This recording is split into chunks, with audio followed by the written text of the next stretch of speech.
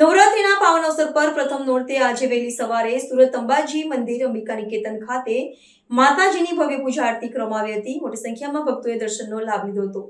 નવરાત્રીના પાવન પર્વની શરૂઆતે આજે સવારે સુરતના અંબાજી મંદિર ખાતે માતાજીની ભવ્ય પૂજા અને આરતી કરવામાં આવી હતી।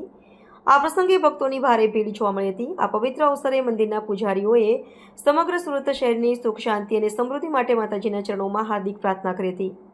નવરાત્રિના 9 દિવસીય મહોત્સવ દરમિયાન માતાજીના આશીર્વાદથી શહેરમાં શાંતિ, સૌહાર્દ અને સમૃદ્ધિ રહે તે માટેની કામના કરવામાં આવી હતી।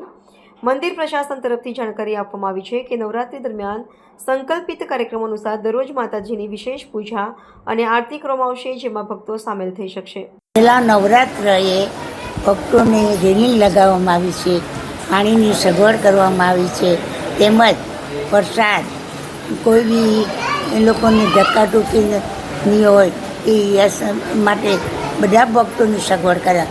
અમારા સ્વયંસેવકો બધા જ ધ્યાન આપે છે। અમે પાર્કિંગની પણ સગવડ કરી છે કે ઉંમરલાયક વડીલો, સિનિયર સિટીઝન હોય તે ચાલી નહીં શકે, એટલે અમે ભાડે રાખીને પાર્કિંગની વ્યવસ્થા કરવામાં આવી છે।